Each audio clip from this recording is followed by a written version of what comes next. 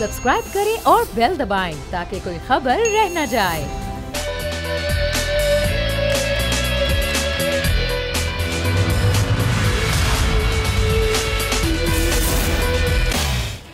अस्सलाम वालेकुम। आज की ताज़ा खबर के साथ मैं हूं महविश निसार। आपको बताएं कि पाकिस्तान का सियासी मंजरनामा, उसमें रोज़ बरोज़ हम हलचल भी देखते हैं, कुछ तब्दीलियां भी देखते हैं।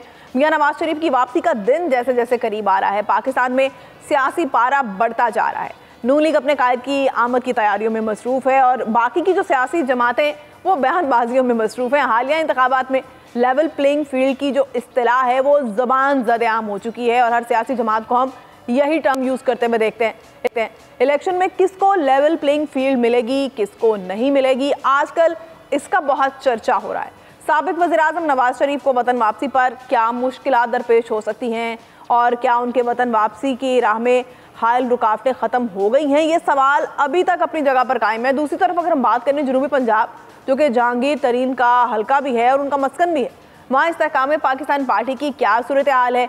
इलेक्शन करीब आते आते पंजाब का मुमकिना सियासी मंजरनामा क्या होगा। पीपल्स पार्टी जो कई रोज से पंजाब में मैदान फतह करने के लिए सरगर्म नजर आती है, पीपल्स पार्टी की तैयारी किस कदर मुकम्मल हो चुकी है और ये सवाल भी आम है कि पीटीआई का सियासी मुस्तकबिल क्या होगा। निगरान हुकूमत का पीटीआई से राब्ता कितना अहम है, कितना खुशाइंद है, दीगर सियासी जमातों की क्या पोजीशन है, बैकडोर पर मुफाहमत, हरीफ जमातों के साथ इत्तेहाद या सीट एडजस्टमेंट का कितना इम्कान है। इन तमाम सवालात के हम जवाब भी लेंगे। इस वक्त हमारे साथ सीनियर सियासतदान कमर जमान कारा साहब मौजूद हैं, उनका शुक्रिया अदा करते हैं। बहुत शुक्रिया कारा साहब आपके वक्त का। सबसे पहले तो आज हम साने कारसाज के हवाले से आपसे बात करना चाहेंगे। साने कारसाज की आज एनिवर्सरी है और उस साल एक बड़ी तादाद में लोगों ने अपनी जान का नजराना पेश किया था और जो शुहदा हैं पीपल्स पार्टी का फ़ख्र है। और इस साल पीपल्स पार्टी फ़लस्तीन के शुहदा को भी याद करेगी, क्योंकि फ़लस्तीन की जो इस वक्त सूरत हाल है उस पर हर मुसलमान का दिल खून के आंसू रो रहा है। क्या कहेंगे आप? सानहा कारसाज बेसिकली पीपल्स पार्टी की उन कुर्बानियों और उस स्ट्रगल का एक अजीम सिंबल बन गया है, जो जबर इस्तबदाद के खिलाफ लोग अपनी जानों की परवाह किए बगैर इस मुल्क के अंदर जमहूरियत और अवामी राज के लिए करते रहे हैं और कर रहे हैं। पीपल्स पार्टी की क़यादत को उस वक्त बहुत शदीद ख़तरात का सामना था और बीबी शहीद को ये पहले ही वार्न कर दिया गया था कि आपके खिलाफ ये कुछ होने वाला है। इसके बावजूद मुल्क के हालात को देखते हुए उन्होंने मुल्क में वापस आके जमहूरी जद्दोजहद करके मुल्क को इस दहशत गर्दी और इस अफलास और इस बैड गवर्नेंस से जान छुड़ाने के लिए वो मैदान अमल में आई। उससे पहले उन्होंने मियां नवाज शरीफ से माजी की तलखियाँ ख़त्म करके चार्टर ऑफ डेमोक्रेसी किया ताकि आइंदा के लिए पाकिस्तान को पुरअमन हुक्मरानी, सही रास्ते में लड़ाइयों के बगैर हुक्मरानी का रास्ता दिया जाए। अनफॉर्चुनेटली वो तो शहीद हो गई, लेकिन उनके बाद भी हमने उस रास्ते को जारी रखा है। तो ये दिन पीपल्स पार्टी बड़े भारी दिल से लेकिन फ़ख्र से मनाती है कि हमने, हमारे साथियों ने, हमारे भाइयों ने इन अजीम कामों के लिए जो कुर्बानियों की लाजवाल दास्तानें हैं, उसमें सानहा कारसाज एक बहुत बड़ा वाक़या था, बड़ा तकलीफ दे, बहुत अफसोसनाक। इसमें सैकड़ों कारकुन शहीद हुए, सैकड़ों जख्मी हुए, लेकिन पीपल्स पार्टी का वो काफिला ना उस वक्त रुका, ना बीबी शहीद की शहादत पे आकर रुका, वो आज भी जारी है। और आज फ़लस्तीन के जो मुजाहिदीन हैं, जो अपने हक के लिए, जो इंसानी हकूक़ के लिए, जो उनका तारीखी और उनका कौमी हक है, उसके लिए वो सरगर्दा है। और वहाँ पे भी जाबर जो है, ताकतवर जो है, जालिम जो है, इसराइल की सूरत में या आलमी ताकतों की सूरत में हकूक़ और उनके ज़िंदा रहने के हक को भी सलब किए हुआ है। आज सारी दुनिया में ताकत के ज़ोर पे रियासतें कायम नहीं की जाती, कब्ज़े नहीं किए जाते, लेकिन इजराइल को ये एक्सेप्शन दी गई है। उसके साथ आलमी जाबराना निज़ाम खड़ा है। लेकिन सलाम है उन फ़लस्तीनियों को भी जो तसलसल से इस जद्दोजहद में है हमें उनको उनकी जदोजहद को सलाम करना है। हम उनकी जदोजहद को सलाम करते हैं। बिल्कुल दुरुस्त फरमाया आपने कि हमें उनके लिए आवाज़ भी बुलंद करनी चाहिए। हमारे फ़लस्तीनी मुसलमान भाई हैं। थोड़ी सी मैं आपकी राय लेना चाहूँगी सियासी मंजरनामे के हवाले से। कायरा साहब, नवाज शरीफ साहब की वापसी की तारीख जो है वो करीब आती जा रही है और उनकी तैयारियां, उनके इस्तकबाल की तैयारियां भी काफ़ी करीब पहुंच चुकी हैं, बल्कि मुकम्मल ही हो चुकी हैं। और कल पीटीआई से मुलाकात की है निगरान क़यादत ने, तो इसको भी आप ये भी आपसे जानना चाहेंगे किस तरह से देखते हैं आने वाले दिनों में सियासी मंजरनामा क्या होगा और पीपल्स पार्टी का इस हवाले से क्या मौक़िफ़ है कि लेवल प्लेइंग फील्ड के हवाले से आपकी पार्टी के कुछ एतराज़ात थे, तो क्या वो अभी भी अपनी जगह पर हैं या ये मसला हल हो चुका है? इस हवाले से भी रहनुमाई कीजिएगा। पाकिस्तान के लिए जो आने वाले दिन है वो बड़े सब्र आजमा होंगे, बड़े उसमें टेंशन वाले दिन होंगे। मियाँ साहब आ रहे हैं, हम उनको वेलकम करते हैं। उनको बड़ा अरसे से हम मुतालबा कर रहे थे, उनको आना चाहिए। वो तशरीफ ला रहे हैं और देखते हैं कि अब क्या होता है, किस तरह रियासत जो है वो बिहेव करती है।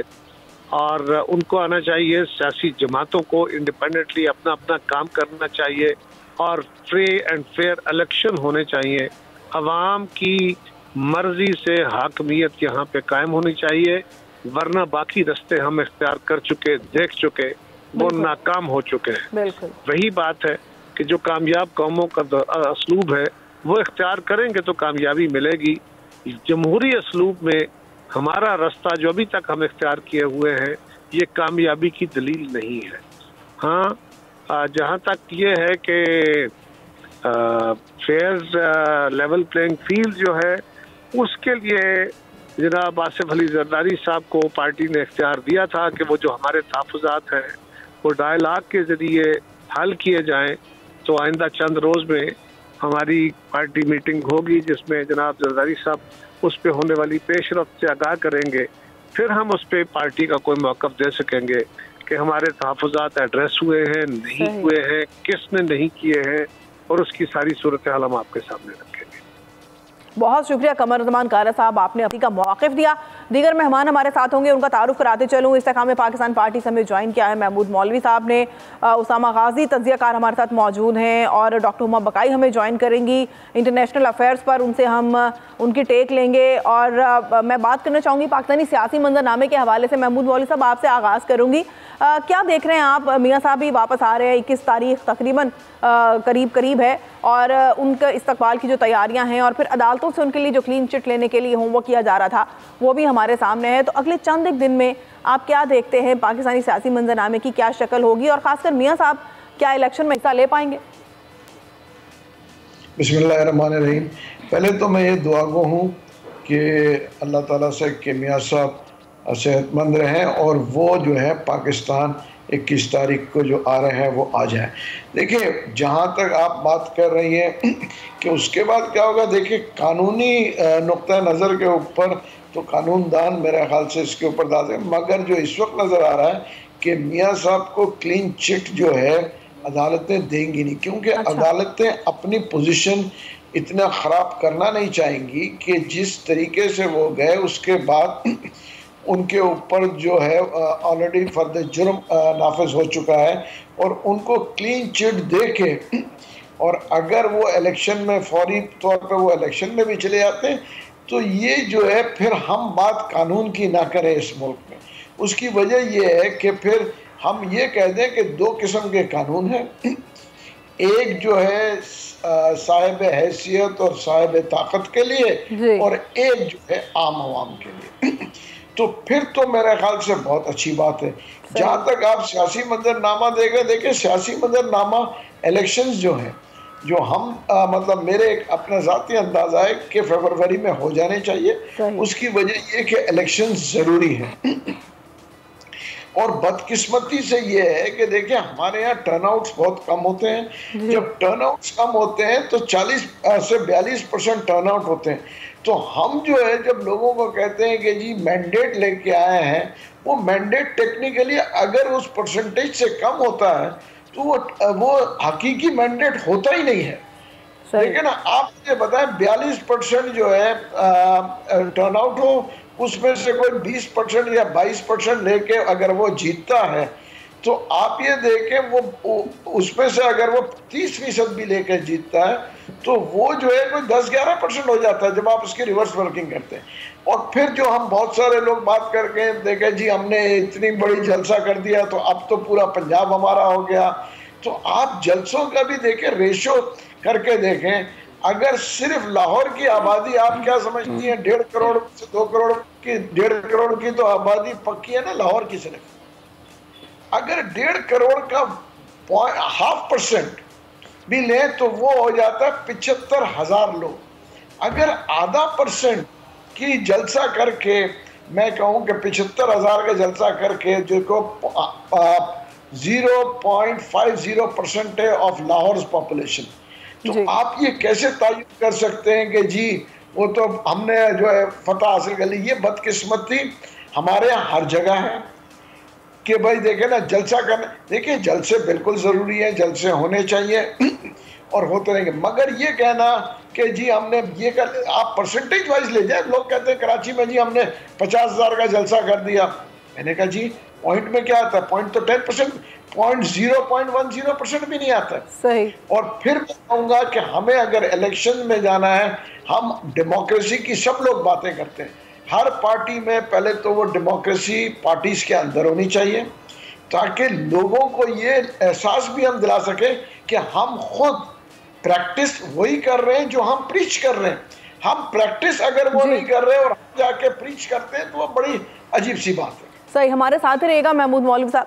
उसामा गाजी साहब ने हमें ज्वाइन किया। उसामा, आप क्या समझते हैं जिस तरह से कि महमूद मौलवी साहब कह रहे हैं कि पहले तो वो दुआगो हैं कि मियाँ साहब अगर पाकिस्तान आ रहे हैं तो उन्हें मज़ीद कोई हेल्थ इशू ना हो, और जिस तरह से कि नून लीग की पूरी कोशिश है कि उनके कायद को अदालतों से क्लीन चिट भी मिल जाए। ऑन दी अदर हैंड हम ये भी देखते हैं कि पीपल्स पार्टी का अभी तक ये एतराज़ है कि उन्हें लेवल प्लेइंग फील्ड नहीं मिल रही। आखिर किस तरह की वो फील्ड मिलेगी जिससे वो सेटिस्फाई होंगे? और तीसरी एक चीज़ जो मैं आपसे बात करना चाहूँगी कि निगरान क़यादत की PTI के रहनुमाओं से इलेक्शंस के हवाले से मुलाकात को आप किस तरह से देखते हैं? ये अभी तो बड़ा इनिशियल है, मुझे लगता है कि निगरान सेटअप की जो मुलाकात है, क्योंकि निगरान सेटअप के हाथ में कुछ तो है नहीं, लेकिन मुलाकात का मतलब ये है कि एक ज़रूर एक चैनल ओपन रखने की बात ज़रूर है। हो सकता है आने वाले दिनों में इस पर कुछ पेशरफ्त हो जाए, लेकिन अभी बहुत ज़्यादा इसमें नज़र आ रहा है कि मुश्किलात है। उसकी वजह यह है कि तहरीक इंसाफ के चेयरमैन अभी तक जेल में हैं। उनके पास ये ऑफर्स हैं कि वो मुल्क से चले जाएं। अगर तो मुल्क से चले जाते हैं तो फिर तहरीक इंसाफ के लिए कुछ थोड़ी बहुत जगह बन सकती है। इसके अलावा मुझे बहुत ज़्यादा मुश्किल नजर आता है। मियां नवाज शरीफ साहब की जहाँ तक बात है, उसमें मेरा ख्याल है महमूद मौलवी साहब की दुआएं रंग ले आई हैं, और मुझे नहीं लगता कि मियां साहब अब कोई बीमार होंगे, क्योंकि इक़्तिदार उनको नजर आ रहा है। और यही शहबाज शरीफ साहब का है, यही उनके सारे खानदान का है। जब इक़्तिदार मिलता है तो बीमार हुआ नहीं करते। और जिस तरह से हमने आज अदालत में देखा है, इंसाफ होता हुआ इतनी तेज नजर आया है। जो ख्वाहिश थी इस मुल्क में कि ऐसे ही होना चाहिए कि जिस दिन दरखास्त आए उसी दिन कोई शख्स मौजूद नहीं है, तो लग जाए उसी दिन बेंच भी बैठ जाए। और क्या ही अच्छा है कि वो नैब के लोग भी कह रहे हों कि जनाब हमें तो कोई इतराज नहीं है इस पर, वो पहले से मौजूद है। अब कमाल यह कि लेकिन उनको पता लग गया था कि नैब की तेजी इतनी जबरदस्त है। इसी तरह कहीं क्रिमिनल एक्टिविटी हो रही हो, क्रिमिनल एक्टिविटी, तो नैब को वहां भी पहुंच जाना चाहिए पहले ही कि जनाब हमें पता था कि यहाँ पर क्राइम होने लगा है, तो उनको पहले ही पता था यहाँ दरखास्त होने लगी है, यहाँ पर आने लगे, उन्होंने इतराज भी खत्म कर दिया कि हमें तो कोई इतराज भी नहीं। तो इसलिए मियां साहब के लिए रास्ते बड़े साफ हैं। अब बाकी जो पीपल्स पार्टी का इतराज है वो यह कि हमारा हिस्सा किस तरह कम हो रहा है। ना तो इस्तेहकाम पाकिस्तान पार्टी उनकी तरफ जाती नजर आ रही है, ना ही बाप पार्टी उनकी तरफ जाती नजर आ रही है। फिर पीपल्स पार्टी के खिलाफ इत्तेहाद बन रहा है, जिसमें मौलाना साहब भी नजर आ रहे हैं, जिसमें MQM भी नजर आ रही है, जिसमें GDA भी, नून लीग भी। तो इसलिए उनको लगता है कि जो इरफान सिद्दीकी साहब ने कहा था ना, बिरयानी की देग सबने खाई है, तो उनको लग रहा है कि उनका हिस्सा इस दफा ज्यादा होना था उस बिरयानी की देग में। और रावल साहब अगर चले प्राइम मिनिस्टर नहीं भी तो कुछ हिस्सा तो ज्यादा मिलता, लेकिन उनको कुछ भी नहीं मिल रहा उस लिहाज से। तो उनको वही हिस्सा जो पिछली दफा मिला है, ज्यादा से ज्यादा उसी हिस्से पर उनको रहना होगा। इस वजह से उनके इतराज़ात हैं। सही। महमूद मौलवी साहब से बात करते हैं। महमूद मौलवी साहब, आपका अपनी पार्टी के हवाले से क्या मौक़िफ़ है? कितनी तैयारी हो चुकी है इंतखाबात के हवाले से, आवाम में मकबूलियत के हवाले से? इस्तेहकाम पाकिस्तान पार्टी की अगर बात करें, और जैसे उसामा ने कहा कि पीपल्स पार्टी को ये तवक्को थी कि इस बार बिरयानी की देग में उनका हिस्सा ज़्यादा होगा, लेकिन अब जो हिस्सा वो देख रहे हैं वो उससे खुश भी नहीं है, इसलिए लेवल प्लेइंग फील्ड उन्हें लग नहीं रही कि उन्हें मिल रही है। देखिए, मैं इनसे अग्री करता हूँ कि जो सामा भाई कह रहे हैं बिल्कुल सही कह रहे हैं। और जहाँ तक आप हमारी पार्टी की बात करते हैं, देखिए हमारे पार्टी को इस वक्त पंजाब में ज्वाइन किया है जिसमें मोस्टली इलेक्टेबल्स हैं जिनके अपने भी वोट बैंक हैं। सही। तो वो जो है, देखिए मैं सिर्फ इसलिए आपको पंजाब कह रहा हूँ, लेट्स फेस द रियलिटी, हकीकत के ऊपर मदनी बातें की जाए। पंजाब के अंदर देखें, और मैं शहरी पंजाब की, मैं तो हो सकता है वोट जो है सीटें कम निकले, मगर दही पंजाब के अंदर जितने इलेक्टेबल्स हैं उनके अपने वोट होते हैं। और जब अपने वोट होते हैं और देखें लोगों को ये मालूम हो जाता है कि हुकूमत में जो है कौन बनाएगा और कैसे बनेगी। सही। देखिए लोग, हर आदमी अपना काम देखता है ना। अगर वो हल्के में भी है, वो सोचते हैं कि देखिए जी आज इधर अगर ये हुकूमत बनेगी और इनके चांसेस हैं, तो लोग उसी तरफ टिल्ट भी होते हैं। बिल्कुल। और मतलब let's face the reality, tilt हो जाते हैं। तो उस हिसाब से हम देख रहे हैं कि पंजाब में जो है हमारी काफ़ी जो है एक्टिव पार्टिसिपेशन होगी और हमें काफ़ी सीटें पंजाब से निकलेंगी। सही। अब उसके बाद देखना है कि देखें, क्योंकि क्लीन मेजॉरिटी तो किसी के पास नहीं होगी इन इलेक्शन में। ये तो मैं आपको बिल्कुल दावे से कह रहा हूँ कि क्लीन मेजॉरिटी किसी के पास नहीं होगी। इट वुड बी मिली जुली जिसको हुकूमत बनाएंगे, चाहे वो पंजाब में बनाए चाहे वो वफाक में बनाए। उसके सिंध में भी जो है ऑब्वियसली मैं आपको बता दूं मिली जुली हुकूमत होगी। KPK के ऊपर मैं कह नहीं सकता हूं क्योंकि मेरे पास इस वक्त उधर की कोई वर्किंग नहीं है, तो मैं कुछ कमेंट करना नहीं चाहता हूं। सही। अच्छा, उसामा हमारे साथ है, उनसे बात करते हैं। उसामा, जैसे कि महमूद मौलवी साहब कह रहे हैं कि क्लीन जो इक़्तिदार है वो किसी के पास भी नहीं होगा और क्लीन मेजॉरिटी किसी को नहीं मिलेगी। वो इवन सिंध की भी बात करें कि सिंध में भी इस बार मिली जुली हुकूमत देखने में आएगी, लेकिन सिंध तो हमेशा पीपल्स पार्टी का ही रहा है, हमने हमेशा ये देखा। बड़ा प्यारा लफ्ज बोल दिया है महमूद मौलवी साहब ने, क्या खूबसूरत। इससे ना मुझे पूरे पाकिस्तान की तारीख और उसके साथ सियासी तारीख, मौजूदा हालात और मुस्तकबिल भी समेट दिया है। क्लीन मेजॉरिटी तो किसी के पास रही नहीं कभी। यहाँ क्लीन इलेक्शन नहीं हो सके, यहाँ क्लीन इक़्तिदार नहीं मिल सका, यहाँ क्लीन सियासतदान नहीं मिल सके, तो अब जाहिर है क्लीन मेजॉरिटी भी नहीं होगी और क्लीन इलेक्शन भी नहीं होंगे। ये भी सबको नजर आ रहा है, सबको पता है कि यहाँ पर सिर्फ क्लीन करते हैं और वो क्लीन स्वीप एक ही ताकत के पास होता है और उन्होंने जिसको जो कुछ बख्शना है वो उसी हिसाब से है। अब जाहिर है कि उसमें इस वक्त मियां नवाज शरीफ साहब का जो है वो बड़ा क्लीनली मुझे नजर आ रहा है कि क्लियर कट उनके पास काफी ज्यादा हिस्सा आ चुका है। और पाकिस्तान पीपल्स पार्टी वहीं वो मुझे लगता है कि सिंध तक और शायद शहरी आबादी में उनके लिए मुश्किलात हो सकती हैं कुछ, क्योंकि अब MQM और सारे जब इकट्ठे होंगे तो फिर बाकी महमूद मौलवी साहब बेहतर बता सकते हैं। लेकिन एक चीज मैं जरूर अर्ज कर दूंगा, महमूद मौलवी साहब जिस तरह कह रहे हैं इलेक्टेबल्स आए हैं, बिल्कुल आए हैं इलेक्टेबल्स, इसमें कोई शक नहीं है। लेकिन यही इलेक्टेबल्स जो हैं और सबसे ताकतवर इलेक्टेबल्स थे वो 17 जुलाई के इलेक्शंस में भी थे, जब पंजाब में इलेक्शंस हुए ज़िमनी, तो वहां पर वो PDM के वोट के साथ वही इलेक्टेबल्स, यानी इस दफा तो इस्तेकाम पाकिस्तान पार्टी के इलेक्टेबल्स अकेले होंगे, ना नून लीग का उनके साथ होगा, ना पीपल्स पार्टी, ना ना दीगर जमातें, अगरचे मेन तो नून लीग ही है पंजाब में।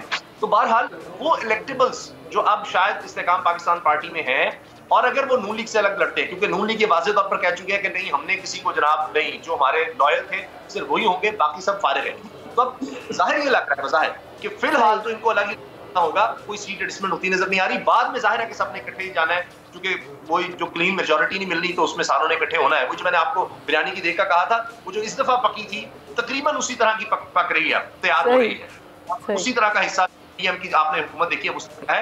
लेकिन ये जो इलेक्टेबल्स हैं इनके लिए इतना आसान नहीं होगा।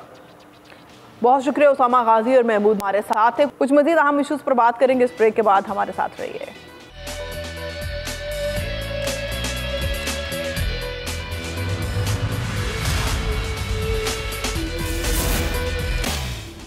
ब्रेक के बाद खुश आमदीद। कुछ अहम जो केसेस हैं जिनकी समाअत आज अदालतों में हुई है उन पर बात कर लेते हैं। नवाज शरीफ की हिफाजती ज़मानत के लिए हाई कोर्ट में दरख्वास्त दायर की गई थी और एवन फील्ड और अल अज़ीज़िया रेफरेंस की दायर की गई ज़मानतों का भी जो है वो आज इस हवाले से समाअत होना थी। इस पर क्या अपडेट्स हैं ये जान लेते हैं बोल न्यूज़ के नुमाइंदे आलिजा से। आलिजा, आगाह कीजिएगा, इस केस के हवाले से क्या अपडेट्स हैं आपके पास? बिल्कुल, आज अल अज़ीज़िया और एवन फील्ड रेफरेंस की दरख्वास्त ज़मानत पर अहम समाअत थी। आज हम सुबह से देख रहे थे कि जो पाकिस्तान मुस्लिम लीग नून के जो वकला हैं वो काफ़ी मुतहरिक नज़र आ रहे थे और उनकी कोशिश थी कि आज ही दरख्वास्त जो है वो दायर की जाए और वह समाअत के लिए भी मुकर्रर हो। उस ज़मन में अमजद परवेज़ एडवोकेट आज़म नज़ीर तारण आज सुबह इस्लामाबाद हाई कोर्ट पहुँचे और उनकी जानिब से साबिक़ वज़ीर आज़म नवाज़ शरीफ की दरख्वास्त ज़मानत की जो दरख्वास्त है वो दायर की गई और दरख्वास्त में उन्होंने ये मौक़िफ़ अपनाया कि साबिक़ वज़ीर आज़म जो हैं वो बीमार थे जब पाकिस्तान से रुखसत हुए और जब पाकिस्तान से रुखसत हुए तो उनकी जो सज़ा थी उनकी अदम मौजूदगी में सुनाई गई थी और इस हवाले से अब वो अदालत के सामने अपने आप को सरेंडर करना चाहते हैं और जब वो इस्लामाबाद पहुँचेंगे तो वो अपनी अदालत में आके दरख्वास्त ज़मानत जो है उसकी पैरवी करना चाहते हैं। तो इस ज़मन में आज फिर दरख्वास्त ज़मानत मुकर्रर हुई। Chief justice Islamabad high court Aamir Farooq और जस्टिस मियां गुल हसन औरंगज़ेब ने केस की समाअत की और दौरान समाअत अहम मामला तब हुआ जब नैब के जो प्रोसिक्यूटर थे वो पहले से ही हाई कोर्ट में मौजूद थे, जिसके ऊपर मियां गुल हसन औरंगज़ेब ने बरहमी का इजहार भी किया। उनकी जानिब से ये भी कहना था कि अगर आपको कोई एतराज़ नहीं है साबिक़ वज़ीर आज़म की वतन वापसी पर और आपको उनकी गिरफ़्तारी से हवाले से कोई वो नहीं है तो हम जो है आपको फिर कल समाअत के लिए जो है केस मुकर्रर कर देते हैं। तो इस हवाले से अमजद परवेज़ एडवोकेट का ये कहना था कि हम जो है वो दलाइल जारी रखेंगे और साबिक़ वज़ीर आज़म नवाज़ शरीफ अदालत के सामने रूबरू पेश होकर सरेंडर करना चाहते हैं। ठीक है, बहुत शुक्रिया अलीजा, आगाह कर रहे थे। एक और अहम केस की बात करते हैं व्यूअर्स। ऑफिशियल सीक्रेट एक्ट के हवाले से जो कायम खुसूसी अदालत ने साबिक़ वज़ीर आज़म और चेयरमैन तहरीक इंसाफ के जानिब से एक दरख्वास्त दायर की गई थी कि वो अपनी फैमिली से फ़ोन पर बात करना चाहते हैं, उन्हें इसकी इजाज़त दी जाए। आया कि इस हवाले से क्या पेशरफ्त हुई है आज की हियरिंग में, इस पर बात करते हैं। बोल न्यूज़ के नुमाइंदे एहतशाम अली हमारे साथ हैं। एहतशाम, आगाह कीजिएगा। देखिए महविश, इससे कबल जो है एक दरख्वास्त दायर की गई थी जिस पर इजाज़त नहीं मिली थी और वो उसमें चेयरमैन PTI की जानिब से ये दरख्वास्त अदालत को की गई थी कि उनके जो बेटे हैं बैरून मुल्क उनसे उनकी फ़ोन पर बात करवाई जाए। इस हवाले से जो अडयाला जेल से हमारी भी जो वहाँ पे सुप्रिटेंडेंट बात हुई थी और उन्होंने अदालत में एक जवाब भी जमा कराया था और उसके मुताबिक उन्होंने ये बताया कि जो मुल्ज़मान हैं जो ख़ास करके जो ऑफिशियल सीक्रेट एक्ट है खुसूसी अदालत के, उनको फ़ोन पर बात करने की इजाज़त नहीं है। हालांकि जेल का जो है उसमें ये होता है कि हफ़्ते में एक मरतबा जो है एक जो मुल्ज़मान होते हैं वो या जो कैदी होते हैं वो अपने फैमिली से बात कर सकते हैं। तो उस हवाले से अदालत को जो है जो बताया गया था कि ये बात नहीं कर सकेंगे। लेकिन जो है अब जो खुसूसी अदालत के जज हैं अबुल असनाद मोहम्मद जुल्करनैन, आज की जो खबर ये है कि उन्होंने इजाज़त दे दी है जेल सुपरिटेंडेंट को। उन्होंने कहा कि वो अपनी मौजूदगी में चेयरमैन PTI की उनके बेटों से बात करवाएं। आज जो है अलीमा खान जो चेयरमैन PTI की बहन है वो भी अदालत में मौजूद थी और उन अदालत से इस्तदा की कि चेयरमैन PTI को जो है एक साइकिल जो वर्जिश के लिए हो वो भी मुहैया किए जाए। तो इस हवाले से क्योंकि चेयरमैन PTI ने ख़ुद भी इसकी डिमांड की थी तो जज साहब ने ये कहा कि मैं बिल्कुल ये मुहैया करवा दूंगा। बल्कि वहाँ पर दिलचस्प जुमला भी शेयर हुआ कि जज साहब ने अलीमा खान को कहा कि अगर आप कहती हैं साइकिल तो हम वहाँ पे मोटरसाइकिल भी जो है भेज देंगे, कोई ऐसा मसला नहीं है। ओवरऑल देखा जाए तो जो एक कंडक्ट है जज अबुल असनाद मोहम्मद जुल्करनैन का एज ए जज, उन्होंने वो तमाम सहूलतें जो चेयरमैन PTI को जो साबिक़ वज़ीर-ए-आज़म को चाहिए थी वो अलाउ की हैं। जेल में उनका जो एरिया था वो कम था, वहाँ पर वर्जिश का एरिया नहीं था, तो वो उसको दीवार तोड़ के उसको खुला भी जो है इन्हीं जज साहब ने करवाया है। इस हवाले से और साथ साथ अगर आपके पास ये दूसरा सवाल आप करना चाह रही हैं नहीं तो मैं आपको बता देता हूँ कि एहतसाब अदालत में आज जो है मियां मोहम्मद नवाज शरीफ ने जो है वो फास्ती ज़मानत के लिए दरख्वास्त दायर की है, क्योंकि ये जो अदालतें हैं ये एक ही बिल्डिंग के अंदर हैं। तो एहतसाब अदालत की जो है उसको भी मैं देखता हूँ तो ये भी बड़ी एक अहम खबर है, क्योंकि मियां मोहम्मद नवाज शरीफ किसी वक्त भी पाकिस्तान पहुँच सकते हैं। तो वो उस हवाले से उन्होंने जो है क्योंकि आज जो फास्ती ज़मानत के लिए एहतसाब अदालत में दरख्वास्त दायर की है वो केस है तोशा खाना का, जिसमें यूसुफ रज़ा गिलानी, आसिफ अली जरदारी ये भी नामजद हैं। अलबत्ता मियां मोहम्मद नवाज शरीफ को इस केस में इश्तिहारी करार दे दिया था तो उन्होंने वहाँ पर भी जो है वो दरख्वास्त दायर की है। अलीजा भी कुछ कहना चाह रहे हैं अगर आप वापसी के हवाले से भी तफसीलात सामने आ गई हैं। वो 21 अक्टूबर को दिन 1 बजे इस्लामाबाद इंटरनेशनल एयरपोर्ट पहुंचेंगे और ये हमने ख़बर ब्रेक भी की थी और नवाज शरीफ जो है दिन 1 बजे 21 अक्टूबर को इस्लामाबाद इंटरनेशनल एयरपोर्ट पहुंच रहे हैं। और इस हवाले से जो उनके वकला हैं उन्होंने हमें आगाह भी किया। उनका ये कहना है कि कोशिश ये की जाए कि इस्लामाबाद हाई कोर्ट से मीनार पाकिस्तान लाहौर जलसे में उनको जल्द अज जल्द ले जाया जाए और तवक्को ये की जा रही है कि वो by air he Islamabad high court से लाहौर रवाना हो। देख लें आप मियां मोहम्मद नवाज शरीफ की तैयारियाँ सारी मुकम्मल हो चुकी हैं। फास्ती ज़मानत जो हाई कोर्ट से भी एहतसाब अदालत से भी तैयारी मुकम्मल है, वो कब आते हैं उसका इंतज़ार है। और 24 अक्टूबर तक उनकी हिफाजती ज़मानत भी डिमांड की जा रही है ताकि वो जब वापस आएँ तो उन्हें किसी दिक्कत का सामना ना हो। और जो 21 अक्टूबर पे उन्होंने जलसा करना है लाहौर मीनार पाकिस्तान में गालिबन, उसमें भी उन्हें आसानी रहे। बिल्कुल, बहुत शुक्रिया दोनों रिपोर्टर्स का, आलिजा और एहतशाम अली हमें आगाह करते हैं। और बात करते हैं हमसाया बरादर मुल्क फ़लस्तीन की, जो कि ज़ख्मों से चूर चूर है। गज़ा में बच्चे भूख से बिलक रहे हैं, पानी के एक कतरे को तरस रहे हैं। फ़लस्तीनियों ने मुनज़्ज़म नस्ल कुशी का जो एक सिलसिला इसराइल की जानिब से किया गया है, जो एक तवील अरसे से जारी है, फ़लस्तीनियों की नस्ल कुशी में शिद्दत आ गई है। ये कैसा जुल्म है कि फ़लस्तीनियों को उन्हीं की ज़मीन से बेदखल किया जा रहा है। जंगी जुनून में मुब्तला इसराइल गुज़िश्ता 10-11 रोज़ से बिला रुके बमबारी कर रहा है। रूह कांप उठती है ये कहते हुए कि अब तो फ़लस्तीन में सर्द खानों में भी जगह ख़त्म हो चुकी है। महकमा सेहत शहदा की लाशें आइसक्रीम फ्रीजर्स में रखने पर मजबूर है। कब्रिस्तानों में जगह ख़त्म हो गई है, लेकिन इसराइल का जंगी जुनून और जुल्म सितम ख़त्म नहीं हो रहा। इसराइल ने अस्पतालों तक को नहीं बख्शा। गज़ा में अस्पताल पर बम बरसाए गए, फॉस्फोरस बम बरसाए गए, जिसके नतीजे में मुतादिद अफराद शहीद हो गए हैं, जिनके नतीजे में वो बच्चे जो इलाज के लिए, जो ज़ख्मी वहाँ इलाज के लिए और जो लोग पनाह के लिए वहाँ पर मौजूद थे, सब शहीद हो गए हैं। ये कैसे इंसान है जिनमें इंसानियत ही नहीं है। और फिर एक और पहलू की बात करें तो रवां बरस तेल के नाम निहाद बहरान को भी 50 बरस मुकम्मल हो गए हैं, जो तवानाई के उस अहम ज़रिए का एक ऐसा बहरान था जिसने मशरिक़ वुस्ता में तेल की बुनियाद पर चलने वाली बादशाहतों की खुशहाली की बुनियाद रखी और अमरीकी इजारादारी का खात्मे का ख़तरा पैदा हो गया था। ये वो बहरान था जिसकी माजी में कोई मिसाल नहीं मिलती। अमरीका में इस पाबंदी के फौरी और तवील मुद्दती असरात बरपा हुए। उस साल जुलाई में फ़ी बैरल खाम तेल की कीमत $2.9 थी, जो कि दिसंबर में $11.65 तक जा पहुंची। पेट्रोल पंप्स पर तेल ख़त्म हो गया, गाड़ियों की लंबी कतारें लग गई। पेट्रोल भरवाने के लिए कई महीनों का इंतज़ार करना पड़ा करता था। कई रियासतों में तेल के इस्तेमाल की हद मुकर्रर कर दी गई थी। इस बहरान के बाद से अमेरिका ने हमेशा सऊदी अरब के साथ ताल्लुकात बेहतर रखे, जो कि ओपेक की जानिब से पैदावार में कमी लाने के मंसूबों पर एक ब्रेक का काम करता है, वरना तेल की कीमत मज़ीद बढ़ सकती थी। मुआशी मुबस्सिरीन के मुताबिक अमेरिका और सऊदी अरब की दोस्ती भी इसी बहरान की वजह से, और हर अमरीकी सदर ने सऊदी अरब से अच्छा ताल्लुक़ रखा ताकि तेल बहता रहे, उसमें किसी किस्म की किल्लत का सामना न करना पड़े। दूसरी जानिब इस्लामी दुनिया में सऊदी अरब एक नई ताकत के तौर पर उभरा और रफ्ता रफ्ता ईरान के मद्दे मुकाबले आ खड़ा हुआ।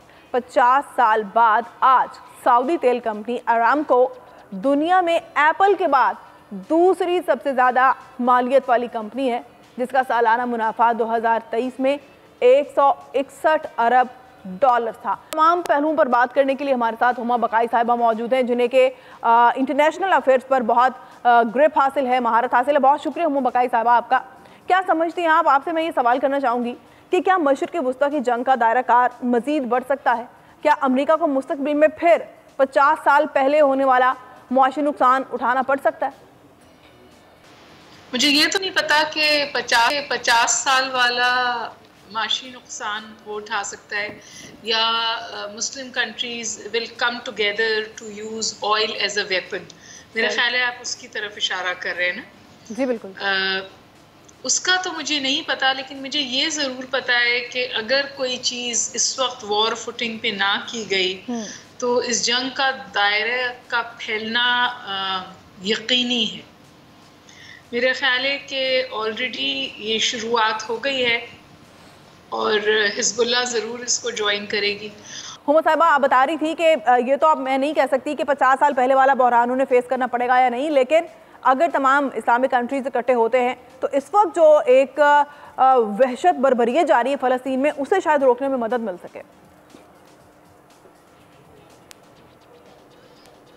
देखिए वो सिविल इस रिटेलिएशन के लिए तैयार थे, क्योंकि उनकी जो एक स्ट्रैटेजी बिल्कुल वाज़े तौर पे अब नज़र आती है वो ये कि उन्होंने होस्टेज लिए और वो होस्टेज लेकर वो वापस, जिसमें सिविलियन होस्टेजेस भी हैं और मिलिट्री होस्टेजेस भी हैं, और उनको वापस लेके गज़ा में आके और उसी को वो अपनी बारगेनिंग चिप देखते हैं। और अगर इज़राइल गलती करता है, मैं लफ्ज़ गलती का इस्तेमाल कर रही हूँ, to enter Gaza for urban warfare, तो अफ़गानिस्तान में तो अमेरिका क्या फंसा था जो इज़राइल गज़ा में फंसेगा। सही। तो मेरे ख्याल है क्योंकि उनका एक नेटवर्क है, टनल नेटवर्क है उनके पास, और वो इस बॉम्बिंग की उनको आदत है। आजकल तो ये मीडिया पे आपको कहीं कहीं नज़र आ जाती है, कुछ चैनल्स हमें फॉर एग्जांपल टर्किश टेलीविज़न ने वो कवरेज की और दिखाया बाज़, लेकिन उनको इसकी आदत है, उनके साथ ये जुल्म तवातुर के साथ हो रहा है और इसीलिए उन्होंने समझे, जब उन्हें लगा कि जो उनके ट्रेडिशनल अलाइज थे वो भी अब एक कन्वर्जेंस में जा रहे थे इज़राइल के साथ। पहले इब्राहिम अकॉर्ड्स हुआ, फिर ये अमेरिका, इज़राइल और सऊदी अरब की एक कन्वर्जेंस होने जा रही थी। तो पैलेस्टाइन और इज़राइल के लिए ये तो तकरीबन अपने आप को बचाने के लिए आखिरी हरबा था, क्योंकि वो उनकी रेजिस्टेंस जो थी, पैलेस्टीनियन रेजिस्टेंस, वो इररेलेवेंट होती जा रही थी, उसके सपोर्टर्स ख़त्म होते जा रहे थे और 50 साल से इज़राइल ने ऐसी कोई रेजिस्टेंस एक्सपीरियंस नहीं की थी। और इसीलिए आपने देखा कि इज़राइल वाज कॉट नैपिंग, बहुत कंफर्टेबल हुआ था। इज़राइल एक कंफर्ट जोन में था, वो डिप्लोमेटिक फ्रंट पे जाके काम कर रहा था जहां वो अपने आप को मनवा ले। वो इमेजिन ही नहीं कर सकता था कि इस तौर का हमला हो सकता है। आके वो कहते हैं हमें कुछ खबरें थी इस हवाले से, लेकिन सवाल ये है कि फिर प्रिवेंट क्यों नहीं हुआ। मैं समझती हूँ कि इस वक्त एक डू और डाई सिचुएशन है, सिर्फ मिडल ईस्ट के लिए नहीं, पूरी दुनिया के लिए। बिल्कुल, बिल्कुल। और as a student of international relations में एक और बात आपके गोश गुजार कर दूँ, जब दुनिया मल्टीपोलर हो रही होती है तो बड़ी जंगों का खतरा बढ़ जाता है। बिल्कुल। तो आपने इस वक्त देखा कि चाइना अपना वजन पैलेस्टाइन के पीछे डाल रहा है। जी हाँ। वो हमास को क्रिटिसाइज नहीं करता, वो इजरायली इनजस्टिस की बात करता है, वो सिस्टम की इनजस्टिस की बात करता है। The same is true for Russia. तो ये तमाम बातें इस चीज़ की अक्कास हैं कि ये जंग फैल भी सकती है और बहुत ख़तरनाक भी हो सकती है। एंड सबसे पहले तो यही ज़रूरी है कि जो वहाँ पे ह्यूमैनिटेरियन क्राइसिस अनफोल्ड हो रहा है, औरतें बच्चे मर रहे हैं, भूख से मरेंगे और अब पानी ना होने की वजह से मरेंगे। तो अगर इस दुनिया में किसी किस्म का भी कोई इंटरनेशनल लॉ है तो उन्हें या तो अपना बसात लपेट देनी चाहिए या इस हवाले से कुछ करना चाहिए। जैसा कि उमर साहब आपने कहा कि औरतें और बच्चे जो कि बिल्कुल बेकसूर हैं, वो बेचारे कहीं खुराक, कहीं पानी की किल्लत से और फिर ज़ख्मी होने से, ज़ख्मों की ताब ना लाते हुए, क्योंकि अदविया की भी उतनी किल्लत है। एक और चीज़ आपसे जानना चाहूँगी कि दूसरी जंग अजीम के बाद से इसराइल सबसे ज़्यादा अमरीकी वसाइल हासिल करने वाला मुल्क है और अमर साल भी अगर हम मार्च में शाया होने वाली एक अमेरिकन कांग्रेस की रिपोर्ट देखें, सबसे ज़्यादा पावरफुल लॉबी है अमेरिका में, वो ज़ियोनिस्ट लॉबी है। जो नंबर्स हैं वो तकरीबन मुसलमानों के और ज्यूज़ के नंबर्स अमेरिका में बराबर है in terms of demography, but in terms of influence तो कोई उनको मैच ही नहीं कर सकता। फॉर एग्ज़ाम्पल मीडिया पर 5 हाउसेस का कंट्रोल है, I think all of them are Jews. उनके फाइनेंशियल फ्रेमवर्क्स पर, बैंकिंग सेक्टर पर जिनका कब्ज़ा है वो ज्यूज़ हैं। पॉलिसी मेकिंग में ज्यूज़ का बहुत बड़ा किरदार है। अमेरिका में कोई प्रेसिडेंट वाइट हाउस पहुंचने की सोच नहीं सकता अगर उसको ज्यूइश लॉबी की मदद हासिल ना हो। बिल क्लिंटन ने बात करने की कोशिश की थी, Bill Clinton, Carter, Jimmy Carter, एक किताब भी उन्होंने लिखी थी मिडल ईस्ट का अपार्थाइड। तो तकरीबन उन्होंने उनका नाम ही समझिए सफ़े हस्ती से मिटा दिया। उस किताब को बल्क तौर पे उठा लिया गया था बुक शॉप से। वो वहाँ पे कोई डिसेंट नहीं, ज्यूइश लॉबी को वहाँ अमेरिका में ना काउंटर किया जा सकता है ना उसके ख़िलाफ़ बात की जा सकती है। वो ख़ुद कहते हैं the tail wags the dog, मतलब जो टेल है, जो छोटी है, जो ज्यूज़ हैं, दे वैग द, पूरे अमेरिका को वो टेल हिलाती है। सो ये तो क्लीशेड है that the tail wags the dog. अच्छा, एक और सवाल आपसे कि आलमी मईशत पर इस जंग के आप क्या असरात देख रही हैं? जब भी इस खित्ते में कोई बहरान पैदा हुआ है, जैसे कि 1979 का इनकलाब ईरान हमें याद है, या फिर 1991 में इराक की जंग, तो तेल की कीमत में इजाफा हुआ था, दुनिया की मईशत मुतासिर हुई। ये सारी जो कोलैबोरेशंस हो रही थी मिडल ईस्ट में वही रुक गई हैं। ऑयल प्राइसेस 4% मेरे ख्याल श्रग अप की थी और श्रग अप हो सकती हैं। सप्लाई चेन्स कम्प्लीटली डिसरप्ट हो सकती हैं। हम बकाई साहब का शुक्रिया अदा करना चाहेंगे, उन्होंने अपनी राय का इजहार किया। कल कुछ मज़ीद अहम इशूज़ पर आपके साथ बात करेंगे, तब तक के अपना ख्याल रखिएगा। खुदा हाफ़िज़।